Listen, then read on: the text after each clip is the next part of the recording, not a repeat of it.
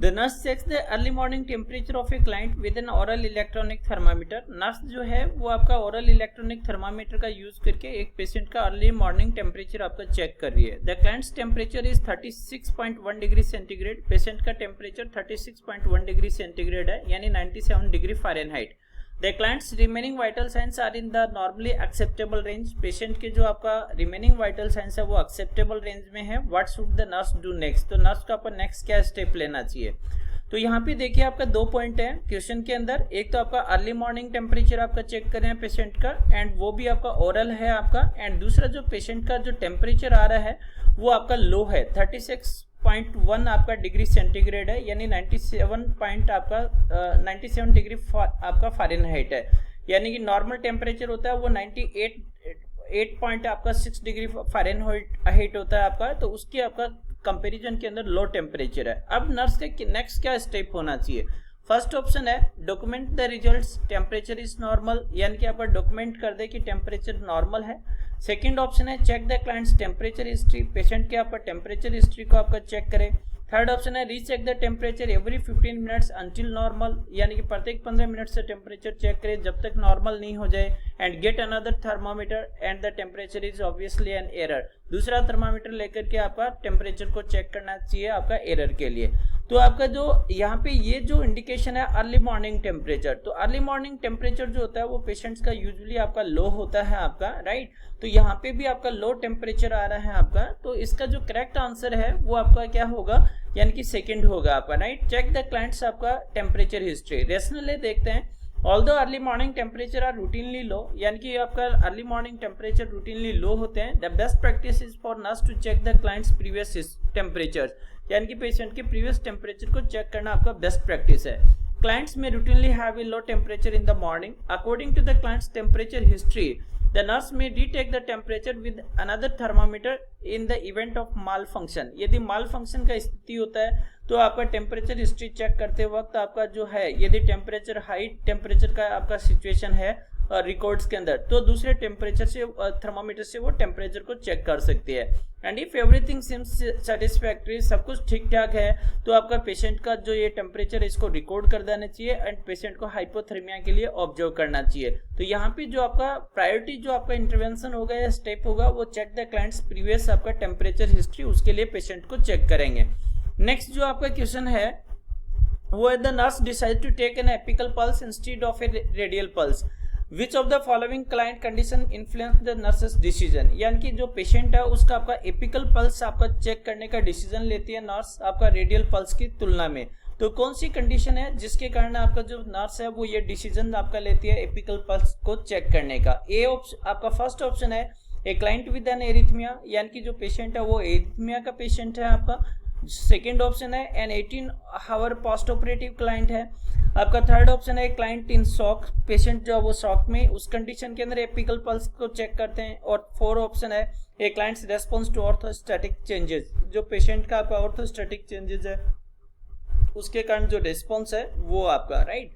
तो जो apical pulse जो होती है वो आपका बेस्ट इंफॉर्मेशन प्रोवाइड करती है जब पेशेंट आपका किस में होता है, एरिथमिया में. एरिथमिया क्या होता है? इरेगुलर कार्डियक आपका रिदम. तो इरेगुलर कार्डियक रिदम के केस के अंदर एपिकल पल्स जो है उसको आपका चेक करते हैं. पोस्ट ऑपरेटिव जो क्लाइंट होता है उसके लिए आपका सफिशिएंट इन्फॉर्मेशन मिल जाते हैं रेडियल पल्स से. जो पेशेंट आपका शॉक में होता है उसके लिए कैरोटिड एंड फीमोरल आर्टरी को आपका पल्स चेक करने के लिए यूज करते हैं. एंड ऑर्थोस्टैटिक चेंजेस जो है वो भी आपका रेडियल पल्स के लिए आपका मिल जाते हैं. यदि रेशनली देखें इसका ये आपका, तो इसका करेक्ट आंसर क्या हो गया आपका फर्स्ट. तो आपका the apical pulse gives the nurse the most information and accuracy when assessing irregular cardiac rhythm, यानी कि आपका इरेगुलर कार्डियक रिदम जो होती है उससे रिलेटेड जो इंफॉर्मेशन एंड एक्यूरेसी है वो एपिकल पल्स से मिलती है. तो आपका याद रखिए कि एरिथमिया के केस के अंदर एपिकल पल्स को आपका चेक करते हैं. कैरोटिड और फीमोरल पल्सेस जो होते हैं उनको आपका जब शॉक के अंदर पेशेंट होता है आपका उस टाइम में आपका चेक करते हैं, राइट. एंड रेडियल पल्स जो होती है वो आपका पोस्ट ऑपरेटिव पेशेंट एंड जो ऑर्थोस्टैटिक हार्ट रेट होती है, ऑर्थोस्टैटिक आपका यानी कि चेंजेस होते हैं उनको डायग्नोस करने के लिए रेडियल पल्स जो है वो आपका सफिशिएंट है, राइट. तो एपिकल पल्स जो है जो आप जिसको आपका फिफ्थ इंटरकोस्टल आपका जो स्पेस होता है उसके अंदर आपका वो चेक करते हैं आपका पीएमआई पे, पॉइंट ऑफ मैक्सिमम इम्पल्स के जगह पे आपका. तो वो आपका एरिथमिया के पेशेंट के अंदर आपका चेक करते हैं। नेक्स्ट जो आपका क्वेश्चन है, the nurse is to take vital signs as part of the preparation for a test, यानी कि एक टेस्ट की प्रिपरेशन के लिए नर्स जो है उसको वाइटल साइंस आपका लेने हैं। The client is talking with A visiting pastor, जो पेशेंट है वो एक विजिटिंग पास्टर के साथ में आपका बात कर रहा है। How should the nurse handle taking the rate of respiration, तो आपका रेस्पिरेटरी रेट को आपका चेक करना कैसे हैंडल करना चाहिए नर्स को। तो फर्स्ट ऑप्शन दिया हुआ है, the talking client is obviously not in respiratory distress, जो आपका बात कर रहा हुआ क्लाइंट है वो आपका ऑब्वियस है कि रेस्पिरेटरी डिस्ट्रेस में नहीं है। Document the respiration as deferred and take rate later, यानी कि आपका डॉक्यूमेंटेशन में रेस्पिरेटरी रेट के लिए आपका लिख दें डेफर्ड, डेफर्ड का मीन्स हो गया आपका पोस्टपोन्ड, एंड आपका बाद में आपका रेस्पिरेटरी रेट को चेक करें। देन आपका सेकंड ऑप्शन है count respiration during the time the client is not talking to the visitor, आपका जो रेस्पिरेशन है उसको काउंट करें जब आपका वो विजिटर के साथ में बात नहीं कर रहा होता है। तो आपका याद रखिए जो रेस्पिरेटरी रेट है उसके लिए पेशेंट आपका क्या होना चाहिए, रिलैक्स होना चाहिए, बात करते हुए या फिर आपका घूमते फिरते हुए पेशेंट का रेस्पिरेटरी रेट को काउंट नहीं करेंगे। थर्ड ऑप्शन है tell the client is very important to end the conversation so the nurse can count respiration, यदि हम ऐसा बताएंगे तो पेशेंट स्ट्रेस में आ सकता है आपका, और उस केस के अंदर आपका जो पेशेंट का रेस्पिरेटरी रेट जो है वो आपका बढ़ सकता है यदि कन्वर्सेशन को आपका स्टॉप करने के लिए कहेंगे तो। फोर्थ ऑप्शन है wait the client's bed side until visit is over and count respiration, यानी पेशेंट का हम बेड साइड में वेट करते रहें जब तक आपका कन्वर्सेशन ओवर हो जाता है आपका, और उसके बाद रेस्पिरेशन को आपका चेक करें। तो पेशेंट का हम वेट भी नहीं कर सकते, तो इसका करेक्ट आंसर है वो आपका फर्स्ट होगा। यानी रेशनली क्या है, postponing this assessment is definitely judgement call by the nurse, यानी कि आपका ये जजमेंट वाला आपका कॉल होगा नर्स के द्वारा। Postponing is appropriate unless the assessment of respiration is a critical aspect of the test and the client is leaving for the test immediately, यानी कि postponing जो है वो आपका appropriate होगा यदि आपका जो पेशेंट है उसको आपका रेस्पिरेटरी रेट आपका काउंट करना आपका ज्यादा जरूरी नहीं है तो। Otherwise it is probably not necessary to invade the client's privacy and disturb the visitation. Agency policy will decide if the respiration is documented as deferred और if it is allowed to be documented once, right. तो आपका obtained respiration should be counted when the client is at rest, therefore during the talking during the visitation would not qualify, यानी कि आपका बात करते वक्त patient का respiratory rate को चेक नहीं करेंगे। The nurse waiting at the bed side until the visitors leave is an invasion of privacy for the client, client की प्राइवेसी का आपका इन्वेजन होता है यदि बेड साइड के अंदर आपका वेट करते हैं तो, and waste of the nurse's time. तो करेक्ट आंसर क्या होगा आपका, फर्स्ट होगा रेस्पिरेशन को आपका पोस्टपोन करना और बाद के अंदर आपका उसको चेक करना यदि टेस्ट का आपका इंपॉर्टेंट पार्ट नहीं है तो।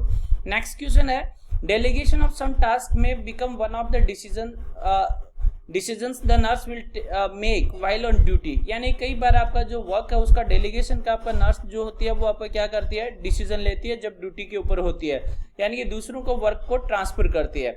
इन which of the following client situation would it be most appropriate for unlicensed assistive personnel to take the vital signs of a client, तो इनमें से कौन सी जो आपका कंडीशन है उसके अंदर जो आपका अनलाइसेंस्ड असिस्टिव पर्सनल है यानी कि जो असिस्टेंस है वो आपका वाइटल साइंस को आपका चेक कर सकते हैं, तो मोस्ट अप्रोप्रिएट होगा। ए ऑप्शन है, फर्स्ट ऑप्शन है a client who has been frequently admitted to the unit with asthma attacks, यानी अस्थमा अटैक का आपका पेशेंट, अस्थमा के अटैक का पेशेंट जो फ्रीक्वेंटली यूनिट के अंदर आपका एडमिट किया जाता है उसका आपका रेस्पिरेटरी रेट आपका वाइटल साइंस पेशेंट चेक कर सकता है, अटेंडेंट आपका चेक कर सकता है। देन आप सेकंड ऑप्शन है client receiving blood transfusion with history of reactions, यानी कि आपका ब्लड ट्रांसफ्यूजन का आपका केस है और उसमें आपका रिएक्शन की हिस्ट्री है, उसका आपका जो वाइटल साइंस है उनको जो असिस्टेंट्स हैं वो आपका चेक कर सकते हैं। थर्ड ऑप्शन है a client recently started on an arrhythmic medication, यानी एंटी एरिथमिक मेडिकेशन आपका स्टार्ट किए हुए क्लाइंट का वाइटल साइंस को चेक करना। एंड फोर है आपका a client being admitted for elective surgery with a history of stable hypertension, यानी कि आपका क्लाइंट जो है उसको एलिवेटिव सर्जरी के लिए एडमिट किया गया है और उसका आपका स्टेबल हाइपरटेंशन का हिस्ट्री है। तो जो आपका अटेंडेंट्स हैं या फिर जो हमारे असिस्टेंट्स होते हैं वो आपका हॉस्पिटल के अंदर या अनलाइसेंस जो असिस्टिव पर्सनल है वो आपका ये फोर्थ कंडीशन के अंदर वाइटल साइंस को आपका चेक कर सकता है। इसका देखिए आपका रेशनल है delegation of vital signs to unlicensed assistive personnel, यानी कि जो हमारे को असिस्ट करते हैं आपका यूनिट के अंदर, जो हमारे जीडीए होते हैं आपका या फिर जो अदर एएनएम वगैरह जो स्टाफ होते हैं वो may occur when the client is in stable condition, तो आपका जब स्टेबल कंडीशन में होता है तब ये लोग वाइटल साइंस को चेक कर सकते हैं। The results are predictable and जो रिजल्ट होते हैं वो predictable and the technique is standard, और साथ में टेक्निक स्टैंडर्ड होती है। The preoperative client is the only client to meet those guidelines, यानी कि जो प्री ऑपरेटिव जो पेशेंट होता है वो इन सब आपका गाइडलाइंस को मीट करता है, तो फोर्थ जो है वो आपका करेक्ट है। नेक्स्ट क्वेश्चन है the client presents N oral temperature of 39.2 degree centigrade, यानी कि एक पेशेंट का ओरल टेम्परेचर 102.6 डिग्री फ़ारेनहाइट है या 39.2 डिग्री सेंटीग्रेड है, यानी हाइपोथर्मिया के अंदर है। What are the most appropriate nursing interventions, तो इस पेशेंट के लिए मोस्ट अप्रोप्रिएट नर्सिंग इंटरवेंशंस क्या होंगे? फर्स्ट ऑप्शन है provide an alcohol sponge bath and monitor the laboratory results, यानी कि आपका अल्कोहल स्पंज बाथ दें एंड मॉनिटर करें लेबोरेटरी रिजल्ट्स को। तो अल्कोहल स्पंज बाथ आपका नहीं देंगे, ये आपका बात देंगे तो जो पेशेंट है उसके अंदर आपका सिवरिंग होगा, आपका एनर्जी जो है वो आप उसका कंजप्शन होगा, टेम्परेचर फिर से बढ़ जाएगा।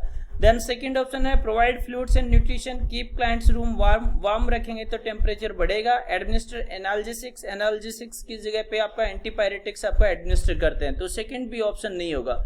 थर्ड रिमूव एक्सेसिव क्लॉथिंग आपका रिमूव करेंगे, तो करेक्ट आपका इंटरवेंशन है। जो हाइपरथर्मिया का पेशेंट है उसके आपका क्लॉथ रिमूव करना। प्रोवाइड टेपिड स्पंज बाथ यहाँ पे भी नहीं देंगे, वही सिवरिंग आपका इनिशिएट होगा। एडमिनिस्टर एनाल्जेसिक, तो एनाल्जेसिक की जगह एंटीपायरेटिक, तो थर्ड ऑप्शन भी नहीं होगा। Fourth option reduce external coverings, यानी एक्सटर्नल कवरिंग को रेड्यूस करेंगे and keep clothing and bed Linnaean dry, clothing and bed Linnaean को ड्राई रखेंगे। एडमिनिस्टर एंटीपायरेटिक्स एज ऑर्डर्ड, जो आपका ऑर्डर किए हुए हैं वो एंटीपायरेटिक्स को आपका एडमिनिस्टर करेंगे। फोर्थ ऑप्शन आपका करेक्ट है। रेशनल देखते हैं, therapy such as tepid sponge और alcohol sponge bath should be avoided because they lead to shivering, आपका टेपिड स्पंज अल्कोहल स्पंज की वजह से सिवरिंग होगा and which will stimulate the body heat, जो आपका बॉडी हीट को या एनर्जी को आपका स्टिमुलेट करेगा। एंटीपायरेटिक्स आपका यूज करते हैं हाइपरथर्मिया के लिए, नॉट एनाल्जेसिक्स आपका painkillers are the typical types of the medications that lower the body temperature. Antipyretics body temperature को आपका लोअर करती है, तो इसका करेक्ट आंसर जो है वो आपका फोर्थ होगा।